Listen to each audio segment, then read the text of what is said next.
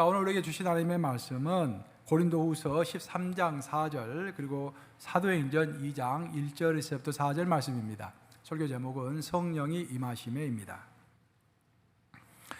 그리스도께서 약하심으로 십자가에 못 박히셨으나 하나님의 능력으로 살아계시니 우리도 그 안에서 약하나 너희에게 대하여 하나님의 능력으로 그와 함께 살리라.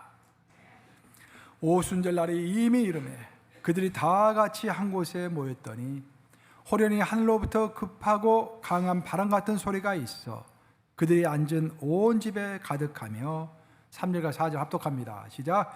마치 불의 혀처럼 갈라지는 것들이 그들에게 보여 각 사람 위에 하나씩 임하여 있더니 그들이 다 성령의 충만함을 받고 성령이 말하게 하심을 따라 다른 언어들로 말하기를 시작하니라. 살아계신 하나님의 말씀입니다. 많은 사람들이 성령에 관심이 많으신 것 같아요. 그리고 성령 충만을 받고 싶다라고 보통 기도 제목도 많이 내놓습니다. 사실 성령을 생각하면은 크게 이제 두 가지 주제가 성경에 나옵니다. 첫째는 성령 충만을 어떻게 받을 것인가. 하지만 그것보다 훨씬 더 중요한 것은 왜 성령 충만을 받아야 하는가라는 것을 이해하는 것은 성령 충만을 받는 것보다도 훨씬 더 중요합니다. 미국에서 1970년대부터 시작해서 80년대, 90년대까지 계속해서 텔레벤젤리스트라는 것이 굉장히 유행을 했습니다. TV에서 강사들이 나와서 설교하고 TV에서 치유하고 애언하고 하는 그런 프로그램들입니다. 지금도 기독교 케이블 방송을 보면은 계속해서 진행이 되고 있습니다. 참 처음에는 사람들이 참 깜짝 놀랐습니다. TV에 나와가지고 병을 고치고 명령을 하면은 TV 보는 사람들이 병이 낫고 또 애언도 하고 그래서 사람들이 많이 놀랐어요. 근데 세월이 지나면서 10년, 15년 이렇게 지나면서 어떤 한 가지 현상이 드러나기 시작했는데 참 안타깝게도 유명한 텔레벤젤리스트들이 거의 100%입니다. 거의 100%다 타락을 했습니다. 특별히 왜 그런지 모르겠지만 성적인 타락이 그렇게도 많았습니다. 어떤 유명한 이름은 내가 거명하지 않겠지만 유명한 텔레벤젤리스트들은 창녀촌에 계속 찾아가다가 크게 발각이 돼서 또 그것이 발각됐는데 TV에 나와서 울면서 한번 용서해달라고 다시는 그런 일이 없을 거라고 회개하니까 또 회개하니까 우리가 받아줘야죠. 받아주었는데 나중에 알고 봤더니 또 기자들이 계속해서 그 뒤를 추적했는가 봐요. 그 창녀촌에 들어가는 것을 직접 카메라 찍어가지고 그걸 방송에 내보냈습니다. 그래서 미국이 완전히 뒤집히고 우리 복음주의자들이 창피를 당하는 그런 일들이 다반사했습니다. 여러분 왜 성령 충만하기를 원하십니까? 성령 충만의 방법은 그렇게 어렵지는 않습니다. 하지만 성령 충만보다도 훨씬 더 중요한 것은 왜 우리가 성령 충만을 갈구하는지를 잘 살펴봐야 하는 것입니다. 성령 충만을 왜 해야 하는지 그걸 알지 못하고 성령 충만이 있는 사람은 그 성령 충만이 자기의 자랑이요 교만의 선봉이요 패배의 지름길이 되기가 쉬운 것입니다. 성령 충만은 그렇게 어렵지가 않습니다. 성령 충만은 우리의 마음과도 많이 비유를 하죠. 우리의 마음문이 있습니다. 우리의 마음이 있어요. 이 마음문을 첫 번째로 열어야 합니다. 우리의 마음을 열어야 성령께서 들어오실 수 있을 거 아니겠어요? 우리의 마음을 연다라는 것은 성령을 환영하는 것입니다. 성령은 인격이십니다. 그래서 우리가 welcome to my home 하고 우리가 성령을 인격적으로 환영해야 하는 것입니다. 그래서 내 마음을 활짝 열었어. 그래서 성령께서 내 마음의 방으로 들어오려고 하시는데 문을 열긴 열었는데 그 방 안이 가득 물건으로 가득 차 있으면은 성령이 들어올 수 있겠습니까? 없겠습니까? 들어올 수 없죠.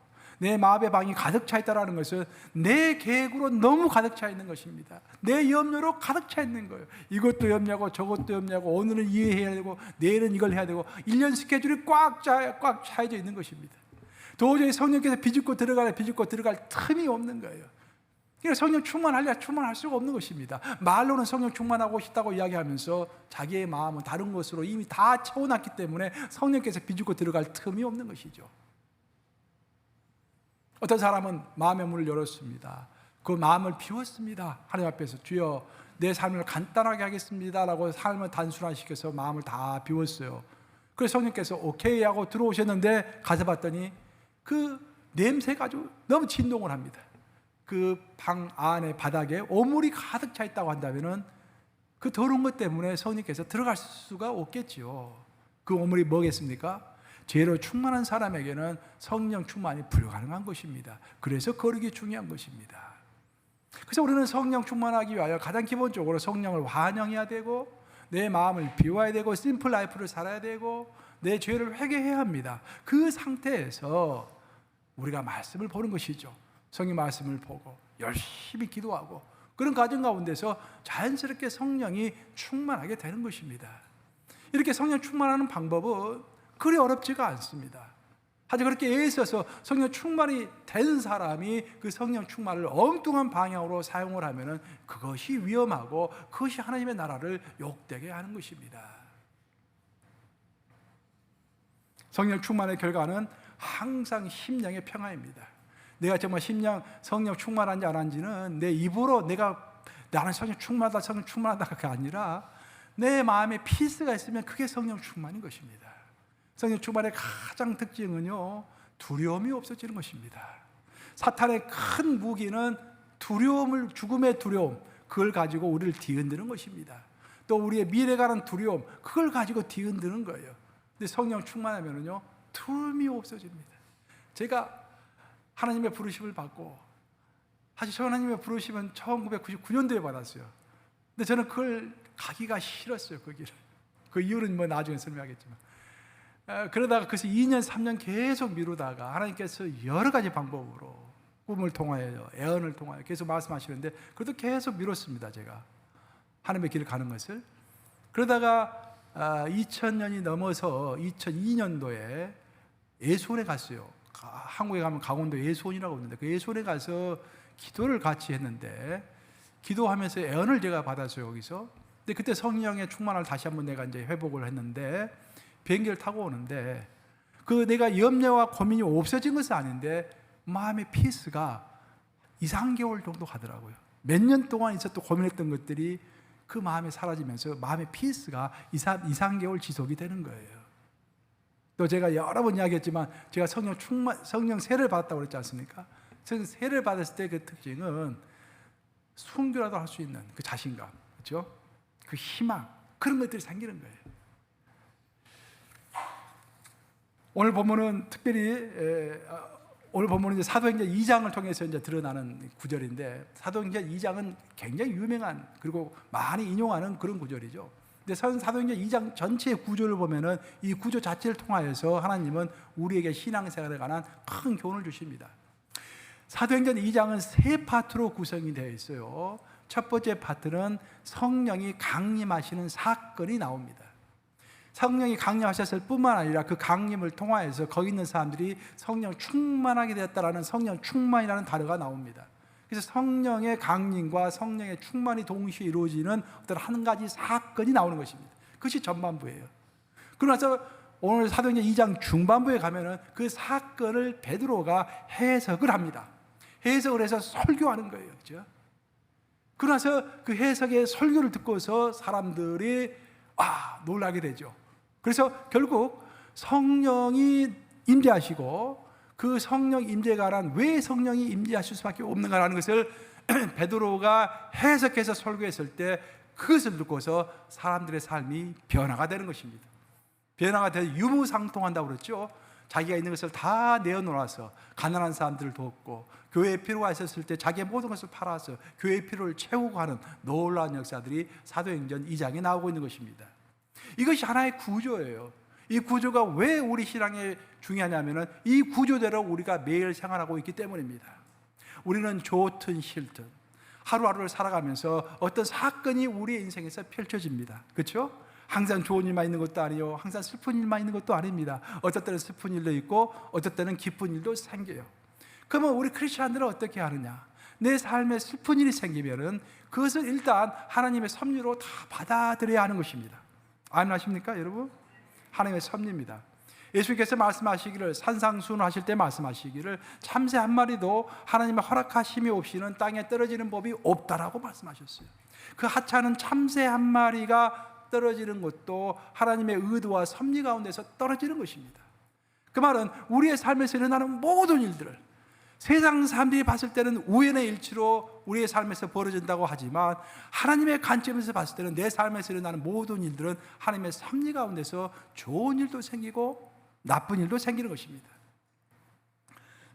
그러면 우리는 그 내 삶에 일어난 사건을 두 번째로 해석해야 하는 것입니다. 이게 중요한 거예요. 여러분들이 해석하는 방법을 알게 이렇게 설교도 듣는 것이고 설교도 듣는 것이고 성경 공부도 하는 것입니다. 그 해석을 잘해야 돼요. 하나님의 관점에서 그 해석을 하면서 왜 내 삶에 이렇게 아픈 일이 생기고 또 좋은 일이 생기는가, 그것을 해석하면서 어떤 반성이 있겠죠. 어떤 마음의 각오가 있겠죠. 그 반성과 각오를 가지고 행동에 옮길 때 그 서클을 통해서, 그런 과정을 통해서 내가 예수님을 좀 더 닮은 성숙한 크리스찬으로 성장해 나가는 것입니다.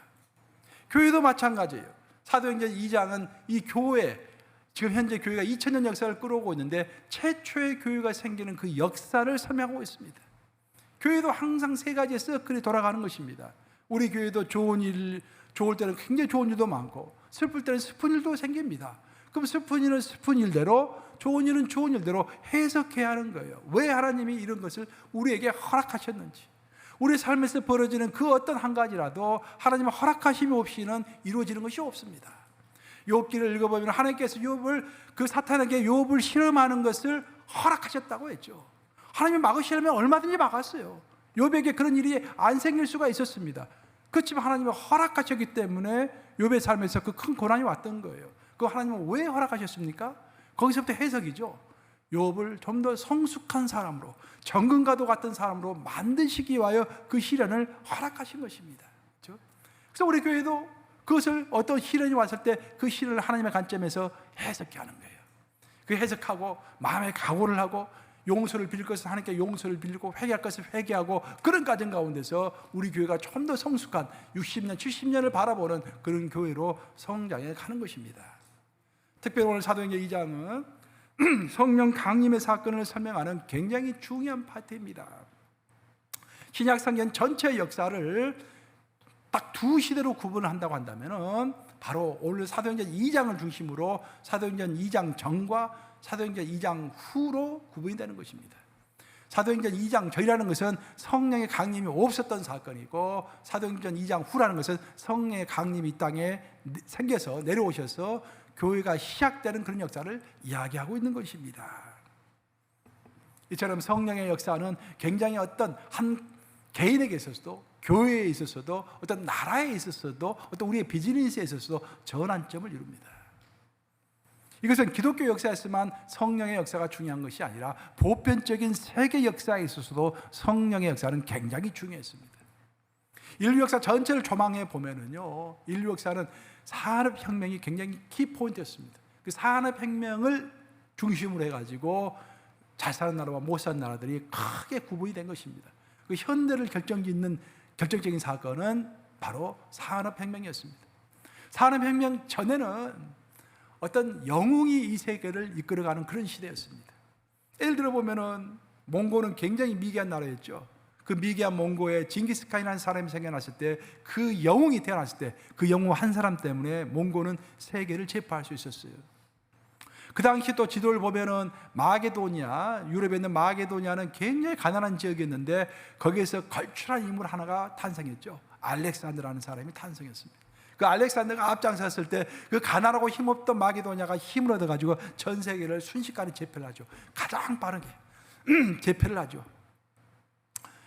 그리고 나서 프랑스로 넘어오면은 나폴레옹이라는 사람이, 그 조그마한 사람이 태어났을 때 그 나폴레옹이라는 그 영웅 한 사람을 등에 업고서, 원래 프랑스는 제도 자체가 굉장히 불완전한 나라입니다. 그 혁명이 많은 나라예요. 영국과 프랑스는 굉장히 질이 다르죠. 영국은 명예혁명을 했던, 모든 것이 민주적이고 평화적으로 잘 착착 진행해왔던 그런 민족이에요. 그래서 앵글로색슨의 자존심이 이거잖아요, 전 세계에서. 그 이유는 영국을 보면 알 수 있는 거예요. 근데 프랑스는 항상 굴곡이 심했습니다. 투가면은 반란이 나고, 투가면 혁명이 일어나고, 투가면은 왕의 목을 자르고 쫓아내고 다시 부르고, 굉장히 복잡한 시대였습니다. 그래서 전 세계를 지배하기에 적합하지 않은 나라였는데, 그 모든 불완전한 것을 깨고서 나폴레옹이 딱 섰을 때 그 영웅 한 사람이 온 세계를 지배했던 것이죠. 그런데 산업혁명이 생기고 난 다음부터는 영웅이 이 세계를 이끌어가는 것이 아니라 산업혁명의 물결을 타는 나라가 성장을 해나가는 그런 패턴을 역사는 보이고 있는 것입니다. 지금도 마찬가지. 지금 제 4의 산업혁명 시대를 지금 살아가고 있잖아요. 지금 우리가 그 물결을 타는 나라가 올라가는 거예요. 영웅이 필요 없는 시대가 되었습니다. 지금은. 그런데 이 인류 역사 전체를 조망해 보면은 사람들은 계속해서 인류의 역사를 이렇게 연구하다가 또 다른 한 가지 큰 패턴을 발견하게 됐는데, 그것은 뭐냐면은 산업혁명보다도 훨씬 더 중요한 그 국가 부흥 요소가 있다는 거야. 그것은 성령의 역사라는 것입니다. 국가별로 어떤 국가는 하나님이 그 국가에게 부여한 자기의 사명을 깨닫고, 하나님의 사명을 깨닫고 성령의 역사를 타는 물결을 타는 그런 시대를 살아간 국가들이 이 세계에서 가장 강성한 나라로 성장해가는 그런 역사 패턴을 보여주기 시작했던 것입니다. 예를 들면 17세기와 18세기 초까지 네덜란드라고 하는 그 아주 조그만 나라 아닙니까? 네덜란드가. 그 네덜란드라는 조그만 나라가 거의 100년에 걸쳐서 전 세계를 지배했습니다. 네덜란드는 신생국가예요. Reformed Theology, 그러니까 개혁주의 신앙을 가지고 그것을 지키기 위해서 세워진 나라가 네덜란드입니다. 오직 하나님의 영광을 위하여 세워진 나라가 네덜란드. 그 유럽에서도 가장 조그만 나라인데 그 조그만 나라가 전 세계를 지배하는 거야. 왜? 하나님께서 네덜란드에게 지혜를 주셔가지고 주식도 거기서 제일 처음에 만들었죠. 주식시장도 네덜란드에서 제일 먼저 나왔잖아요. 상업, 운송업 모든 것이 네덜란드에서 나온 거예요. 하나님이 지혜를 주신 것입니다. 그리고 네덜란드 시대가 저물어졌을 때 하나님께서는 영국을 세우셨죠. 영국이 18세기, 19세기 거의 2세기에 걸쳐서 전 세계를 지배했습니다. 빅토리아 여왕 시대가 가장 강성했던 시대예요. 역사책을 읽어보면 빅토리아는 매일 아침에 성경 앞에서 무릎을 꿇었다고 그랬죠. 성경 앞에서 무릎을 꿇고 기도하면서 정치를 했다고 했습니다. 하나님은 그것을 가상히 보시사 200년, 거의 150년의 역사를 영국을 축복하셨던 것입니다. 그러다가 다시 영국이 기울면서 하나님이 그 촛대를 미국으로 옮기셨는데, 미국은 청교도 정신에 의해서 세워진 미국, 전 세계에 등불이 되고자 했던 미국을 축복하셔가지고 19세기와 20세기와 지금 21세기까지 미국을 하나님께서 축복하고 있는 거 아니겠습니까? 그렇죠. 성령의 역사라는 것은 우리 개인의 역사에서도 중요하지만 우리가 살고 있는 우리의 나라의 역사에서도 성령은 굉장히 중요한 것입니다. 그래서 왜 성령께서 우리에게 성령 충만을 주시고 왜 인지하시는가라는 것을 잘 깨닫는 것은 너무도 중요하다고 하겠습니다. 오늘 본문을 구체적으로 보면서 우리가 하나님의 뜻을 이제 분별할 텐데 2장 1절을 읽어보시면은 1절부터 쭉 한번 보십시다. 함께 읽습니다. 시작. 오순절 날이 이미 이르매 그들이 다 같이 한 곳에 모였더니. 자, 여러분, 성령 충만의 역사가 이제 곧 시작하려고 합니다. 성령의 강림의 역사요, 성령의 충만의 역사가 곧 시작하려고 하는데 그 첫 번째 절은 다 함께 모였다라는 것으로부터 시작한다는 거예요. 정말로 역사를 바꾸는 어떤 성령 충만과 성령 강림을 여러분들이 받고 싶으면은 제일 먼저 모이는 것이 필요합니다. 마음을 하나로 모이는 것이 필요해요. 그럼 어디서 모여야 할까요, 여러분? 가장 먼저 여러분의 가정에서부터 모여야 합니다.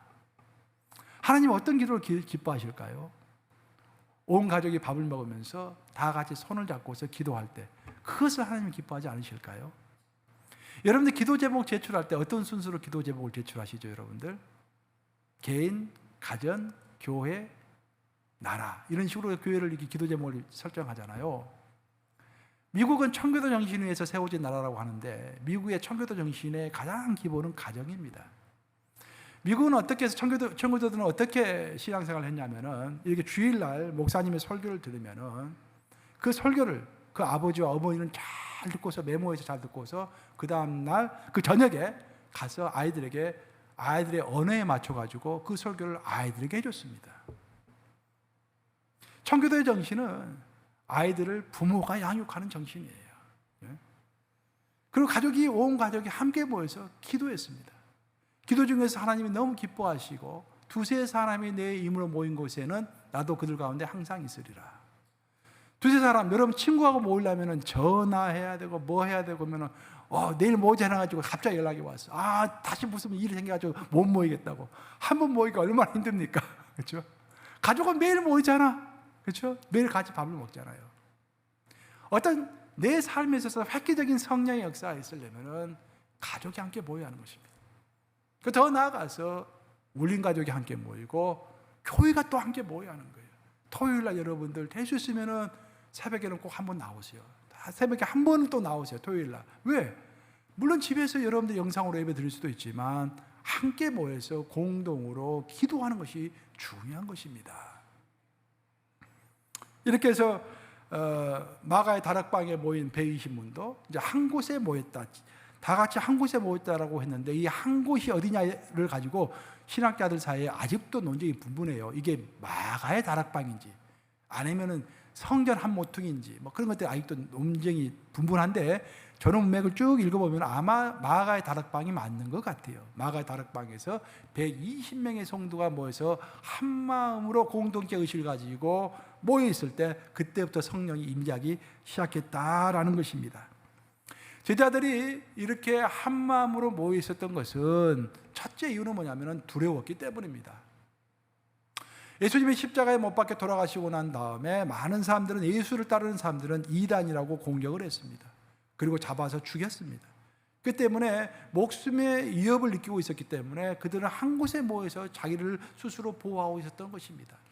하여튼 그들이 모였던 것은 두려움 때문만 모여 있는 것이 아니라 그 이유 외에 다른 이유 때문에 또 함께 모여 있었는데 그것은 뭐냐면은 예수님이 약속한 것을 기대하고 있었기 때문입니다. 예수님은 그런 약속을 하셨죠. 내가 하늘로 가는 것이 너에게 유익하다. 내가 하늘로 가면은 보혜사 성령께서 너에게 오실 것이다. 그 약속이셨기 때문에 그 보혜사라는 것은 나를 도와주는 사람이죠. 그 보혜사가 오실 것이다. 성령이 오실 것이다 라고 기대하는 마음으로 그곳에 함께 모여 있었던 것입니다. 이래서 우리가 알 수 있는 것은 성령의 임재를 충만한 임재와 성령의 충만함을 받기 위해서 우리는 기대하는 마음을 가져야 한다는 거죠. 네. 기대하는 마음을 가져야 돼요. 네. 근데 기대하는 마음을 가졌다 해가지고 금방 또 기도 응답이 되는 것도 아니에요. 오늘 본문을 쭉 이제 상황을 보시면은 이 120문도가 다락방에 모여가지고 기도를 하기 시작했는데 하루, 이틀, 3일, 4일, 9일째까지 기도를 했습니다. 근데 9일째까지 기도했는데 아무 현상이 나타나지 않았어요. 여러분 생각해 보세요. 집에도 안 가고 함께 모여가지고 기도원에서 9일째 기도를 하고 있는데 아무것도 나타나지 않을 때 마음이 좀 절망이 되지 않겠어요? 그런데 놀랍게도 딱 10일째 되던 날에 성령께서 임재하신 것입니다. 자, 2절과 3절 읽습니다. 보겠습니다. 시작. 호련히 하늘로부터 급하고 강한 바람 같은 소리가 있어 그들이 앉은 온 집에 가득하며 마치 불의 혀처럼 갈라지는 것들이 그들에게 보여 각 사람 위에 하나씩 임하여 있더니 호련히라는 말로 2절은 시작합니다. 갑자기 9일째까지 나타나지 않던 성령께서 10일째가 되니까 갑자기 호련히 서든이 나타나신 거예요. 그 왜 갑자기 나타났을까요? 10일째. 그 이유가 뭘까요? 남청자 권사님 왜 그랬을까요? 왜 갑자기 나타났을까요? 바로 그날이 우리 하나님이 예정하신 시간이었기 때문입니다. 하나님의 기도 응답은 내가 원하는 시간에 오는 것이 아니라 하나님이 예정하신 시간에 오는 거예요. 여러분의 가정의 문제로 비즈니스 문제로 기도하죠. 그것이 내가 원하는 시간에 하나님의 응답이 오는 게 절대 아닙니다. 그렇죠? 하나님이 정하신 시간에 그 기도 응답이 오는 거예요. 그럼 우리는 어떻게 하겠습니까? 그 기도 응답의 시간이 올 때까지 참아 기다려야겠죠. 기다릴 때 어떻게 기도해야 합니까? 기다려야 합니까? 기도하면서 기다리는 거예요. 그냥 기다리는 것이 아니라.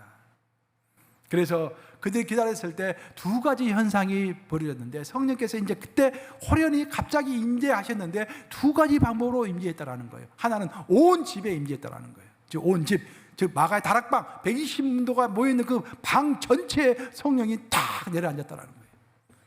근데 더 놀라운 것은 그 온 전체만 이 가득한 것, 성령이 가득한 것이 아니라 놀랍게 그 한 사람 한 사람 위에 성령이 떨어져 가지고 그 사람 안에도 성령이 들어왔다라는 것입니다. 이래서 우리가 알 수 있는 것은 성령은 단체적으로도 임하고 개별적으로도 임하는 것입니다. 그렇죠? 성령의 임재가 가득한 곳에 갔어. 뭐가 있는 것 같아. 근데 내 마음은 냉랭해. 문제가 있는 것이죠. 그렇죠? 어디 갔는데 막 성령의 기름 부심이 있는 것 같아. 근데 나도 마음에 감동이 있어. 그것이 정상인 줄로 믿습니다. 그렇죠? 그런 역사가 초대교회에서 지금 벌어지고 있는 거예요. 그래서 성령 충만이 드디어 성령이 임재하시고 성령 충만이 시작됐는데 그에 대한 결과가 4절에 나옵니다. 어떤 현상이 벌어졌는지 4절 한번 같이 읽어보겠습니다. 시작. 그들이 다 성령의 충만함을 받고 성령이 말하게 하심을 따라 다른 언어들로 말하기를 시작하니라. 성령께서 임하셔서 성령 충만이 벌어졌을 때 제일 먼저 벌어진 사건은 말이 바뀌었다는 것입니다. 말. 그래서 성령 충만은 곧 언어 충만이라고 하는 거예요. 자, 한번 따라서 해보겠습니다. 성령 충만은 언어 충만이다. 우리가 성령 충만했는지 성령 충만했지 않은지를 내 스스로 파악하는 방법이 있습니다. 내가 평상시 쓰는 말을 스스로 한번 돌아보세요. 내가 자꾸 부정적인 말을 하고 실패의 말을 하고 낙담의 말을 하고 절망의 말을 하고 패배의 말을 하고 있다고 한다면은 나는 성령이 없는 것입니다. 지금 그런 말을 할 수가 없어요. 왜? 성령은 희망을 주는 희망의 성령이기 때문입니다. 20세기, 21세기 최고의 신학자라고 하는 몰트만이 성령을 설명할 때 성령은 희망을 주시는 성령이라고 했잖아요. 그래서 그 신학을 희망의 신학이라고 하는 거예요. 성령께서 우리에게 찾아오시면 제일 먼저 우리의 말이 변하는 거예요. 말이 승리의 언어로 변하는 것입니다. 승리의 언어로 변하고 진취적인 말을 하게 되고 희망의 말을 하게 되고 비전의 말을 하게 되고 하나님께 주신 약속의 말을 부르짖게 되는 거예요. 많은 사람들은 말을 하는데 그 말은 그 사람의 영혼의 거울입니다. 이제 성령의 충만함을 받은 사람은 성령의 능력으로 인생의 어떤 희망을 갖게 되는 거예요. 그렇죠? 그리고 성령의 공동체의 가능성을 보기 시작하는 것입니다. 지금 당장에는 뭐가 어려운 것처럼 보이지만 그것은 성령이 없는 상태에서 인간의 눈으로 보기 때문에 어렵게 보이는 거예요. 하지만 성령이 충만하면 성령의 눈으로 보기 때문에 모든 것이 희망으로 보이는 것입니다. 지금 당장 내 삶이 어렵고 고난 가운데 있다고 할지라도 그래도 성령께서 함께 하신다. 그래도 나는 반드시 승리한다. 지금 당장은 어렵지만 승리한다 라는 그 승리의 고백이 자연스럽게 나오는 것입니다.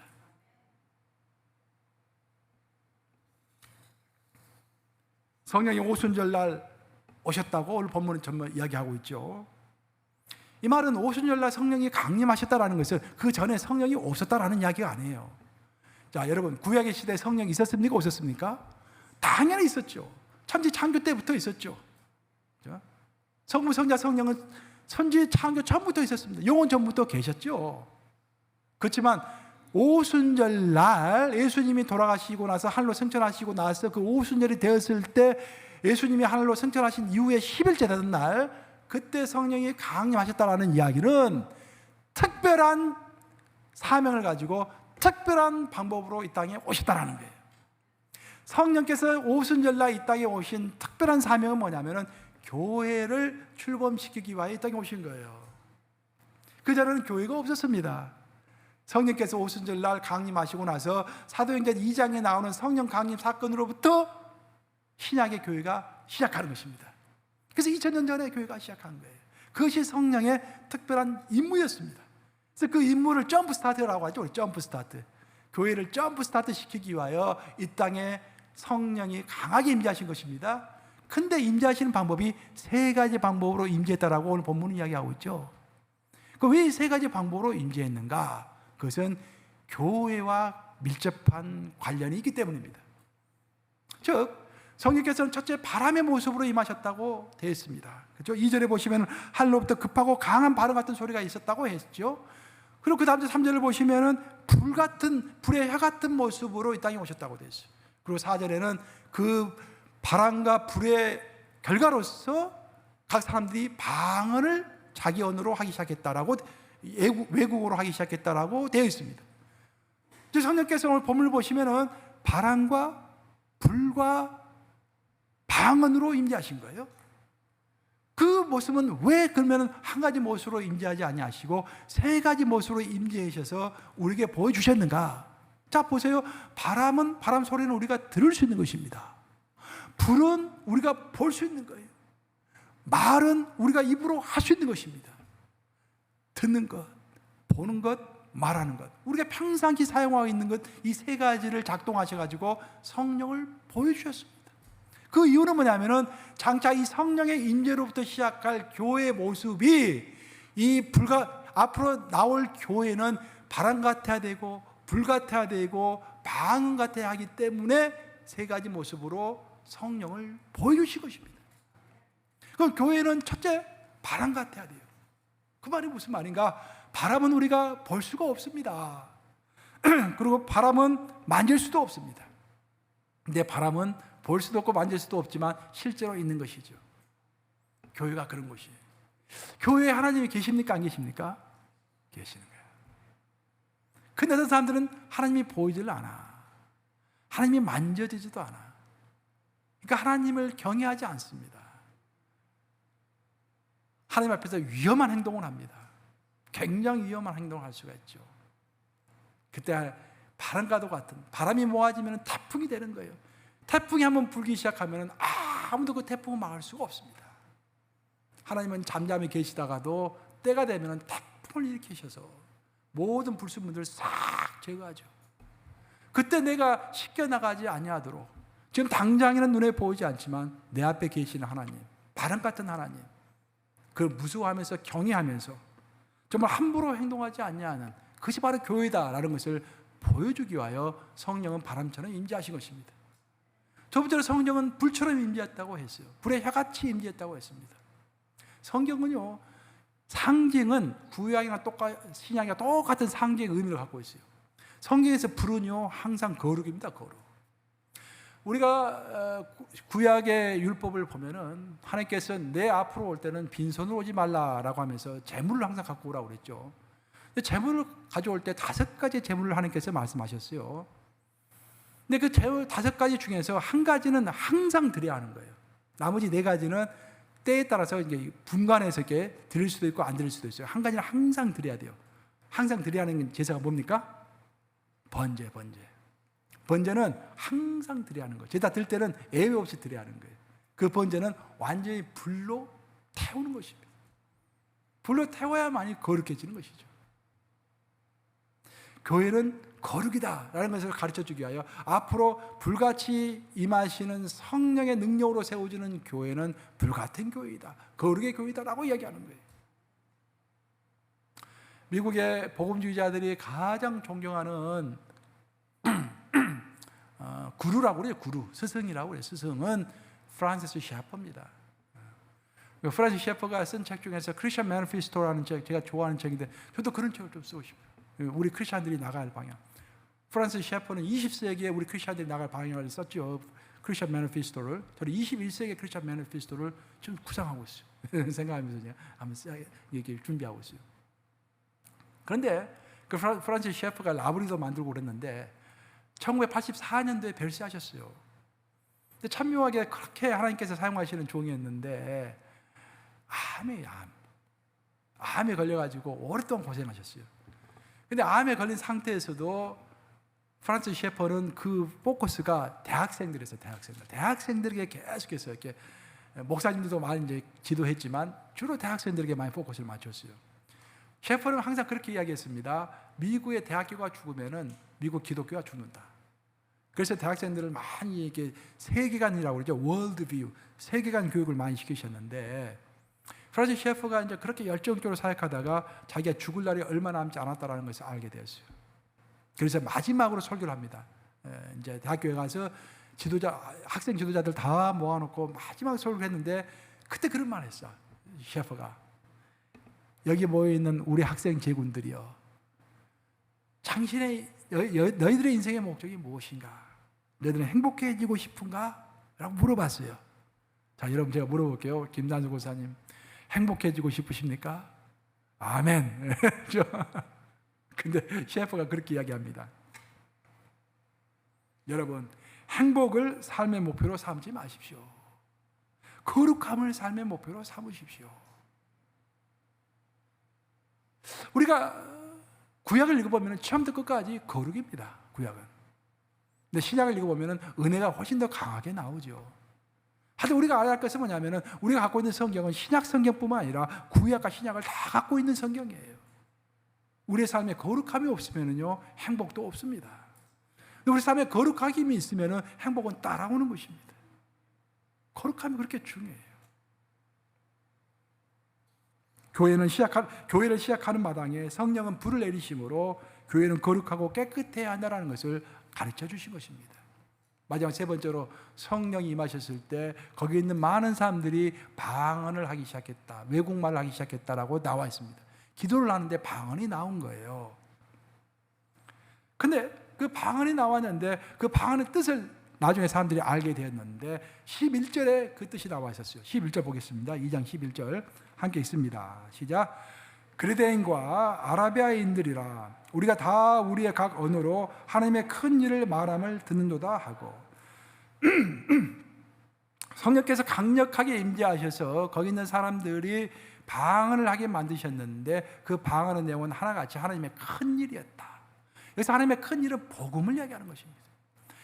성부 하나님이 가장 사랑하는 성자 예수를 이 땅에 보내셔서 하나님이 그 자체가 인간의 몸을 입고서 성육신하셨다. 그러다가 우리 인간의 죄를 위하여 십자가에 못 박혀 돌아가셨다. 그리고 3일 만에 부활하셨다. 부활하신 다음에 다시 40일 동안 이 땅에서 유하시다가 하늘로 승천하셨다. 그 승천하신 하나님은 다시 때가 되면은 Second Coming of Jesus Christ, 즉 재림하실 것이다 라는 것을 쭉 설명하고 있는 내용이 바로 하나님의 큰 일인 것입니다. 그래서 우리가 알 수 있는 것은 2000년 전에 시작한 하나님의 교회는 바로 복음을 전하기 위하여 세워진 교회이다라는 것을 우리는 또한 알 수가 있는 것입니다. 우리가 바람의 능력을 가지고 불의 정결함을 가지는 이유는 복음을 전파하기 위하여 바람의 능력도 있는 것이고 불의 정결함도 있는 것입니다. 초대교회 역사는 불처럼 바람처럼 강력하게 임하시는 성령의 강림으로 시작되었습니다. 교회가 시작되기 위해서는 점프 스타트가 필요했기 때문에 그것이 바로 성령의 강림과 성령 충만이라는 그런 사건으로 전개가 되었습니다. 하지만 놀라운 것은 뭐냐면은 이제 여기서부터 제일 잘 들으셔야 돼요. 이제 결론 부분이니까. 오늘 2장을 읽어보면은 어마어마하게 화려한 사건입니다. 갑자기 그냥 하늘에서 큰 바람 소리가 나고 불의 해 같은 것이 막 보이고 각 사람의 성령이 떨어지고 막 알 수 없는 방언으로 막 통성으로 기도하고 그런 역사가 벌어졌어요. 근데 왜 벌어졌냐는 것이죠. 왜 벌어졌는가? 그냥 그 자체로 현상만 야 대단하다라고 끝나면은 아무 의미가 없는 것입니다. 그것은 하나의 보여줌과 쇼로 끝나는 것이 아니라 주님의 복음을 그 성령을 붙들고서 성령의 능력으로 주님의 복음을 예루살렘과 온 유대와 사마리아 땅까지 이르러서 전하도록 하기 위해서 그 하나님의 사명 감당하라고 바로 성령 충만을 주신 것입니다. 이게 오늘 결론입니다. 제가 처음에 물었죠. 성령 충만을 받는 방법은 쉬운 거라고. 근데 성령 충만을 왜 받아야 하는 것인지 그 이유를 아는 것은 훨씬 더 중요한 것이라고. 우리에게 성령 충만을 주신 이유, 내가 왜 성령 충만을 갈구해야 합니까, 여러분? 우리가 왜 성령 충만을 갈구해야 합니까? 야, 나 봐, 내 하나님의 음성을 들어 내가 기도하면 나버려 다 자랑하려고 그러십니까, 여러분? 그게 아니라는 거예요. 근데 많은 사람들은 나도 한번 받아보고 싶어, 그게 있어요, 마음속에. 그렇죠? 조금 더 뭐가 있는 것 같으면 하나님 나에게 뭐 이렇게 하시는 것 같아 하고 자랑하고 싶고, 그렇죠? 그게 아니라는 거예요. 성령 충만은 사명 충만을 위해서 주시는 것입니다. 복음 전파는 놀라운 기적과 이사가 끊임없이 나타남으로 완성되는 것이 아니라 하나님의 복음의 씨앗을 들어서 한 사람 한 사람에게 복음을 직접 전하는 그 한 사람의 정말 진지하고도 고단스러운 노력이 있을 때 복음이 뿌려지는 것이죠. 그 사명을 가지고 나아가는 사람이 지치지 아니하고 하나님의 사명을 감당할 수 있도록 능력을 주기 위하여 우리에게 성령 충만을 주시는 것입니다. 그래서 내가 아무리 성령 충만하고 아무리 하늘의 큰 권세를 받았다고 할지라도 내 삶에서 전도가 없고 내 삶에서 하나님의 사명 감당함이 없으면은 그것은 뻥입니다. 제로. 갑자기 이상한 말이 나왔네요. 뻥튀기라는 말이었지. 아무것도 아니라는 거예요. 아무것도 아니라는 거예요. 제가 처음에 텔레벤젤리스트 이야기를 했잖아요. 내가 성령 충만은 반드시 사명 충만으로 이어지는 것입니다. 사명 충만으로 이어지지 않는 성령 충만은 자기 만족밖에 되지 않습니다. 자기 자랑밖에 되지 않습니다. 교만의 앞잡이밖에 되지 않는 것입니다. 왜 여러분은 성령 충만을 원하십니까? 우리에게 성령 충만이 필요한 이유는 사명을 감당하기 위하여 있어야 할 줄로 믿습니다. 사도행전은 총 몇 장으로 구성되어 있죠, 여러분? 28장. 근데 28장 가운데서 사도 바울이 나오는데요. 사도 바울이 9장에서 다메섹 도상에서 예수님을 영접하는 장면이 나옵니다. 그리고 13장부터 마지막 28장까지는 전부 사도 바울의 이야기예요. 자, 보세요. 사도행전 전체 구절 보시기 바랍니다. 사도행전 2장에서는 어마어마한 사건이 터졌잖아요. 지금 성령 강림의 사건이 터졌잖아요. 그것은요, 아주 짤막하게 한 15절 정도로 압축돼서 설명하고 끝입니다. 근데 한 인간, 사도 바울의 이야기는 사도행전 전체 절반도 넘게 나오고 있어요. 그게 무슨 의미예요? 성령 충만을 받는 것은 한순간입니다.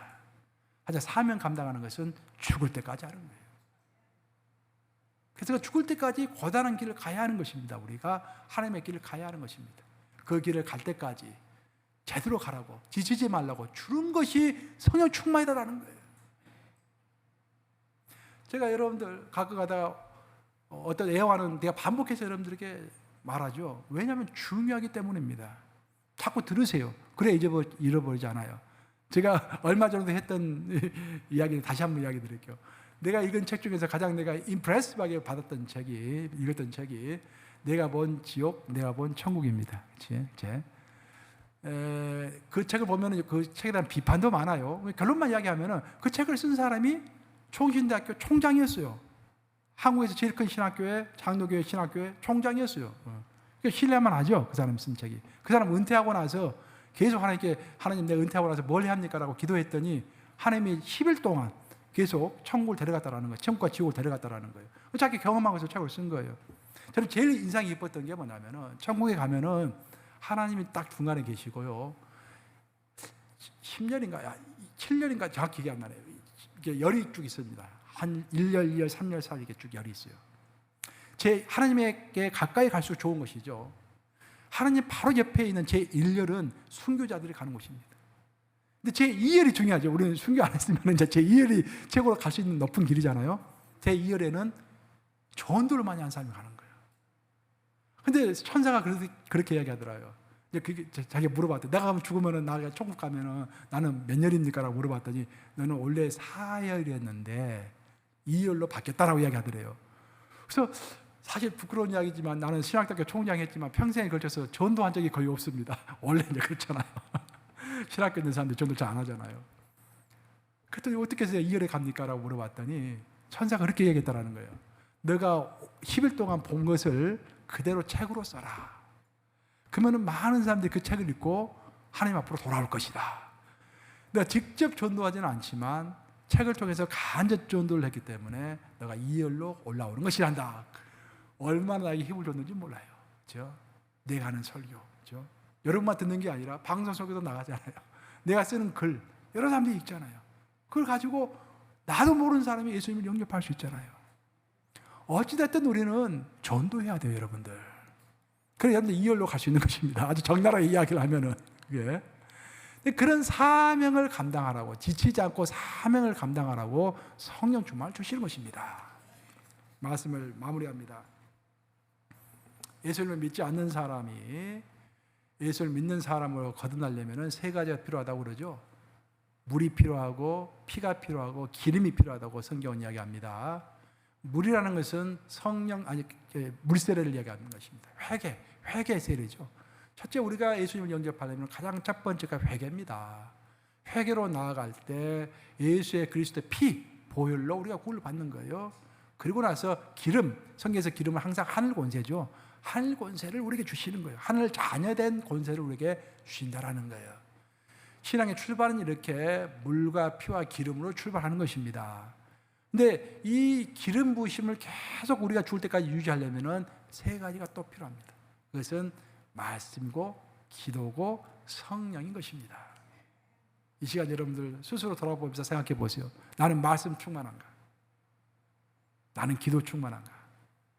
나는 성령 충만한가? 사도 바울은 고린도 교회를 목회했을 때 가장 힘이 들었습니다. 너무 성도들이 힘들게 해서 고린도 후서는 자기가 눈물을 흘리면서 쓴 편지라고 이렇게 나오죠. 고린도후서에서 오늘 본문 말씀을 채택을 했는데 13장 4절에서 이렇게 고백하고 있어요. 한번 같이 읽어보겠습니다. 시작. 그리스도께서는 약한 가운데서 십자가에 못 박히셨으나 하나님의 능력으로 지금도 살아계십니다. 그리스도를 믿는 우리도 역시 약하지만 하나님의 능력으로 그와 함께 살며 여러분의 문제를 처리할 것입니다. 제가 이제 현대인의 성경을 좀 쉬운 번역으로 이렇게 해놨어요. 자, 그리스도 예수께서도 약하셨다라는 거예요. 그럼 우리는 얼마나 약하겠습니까?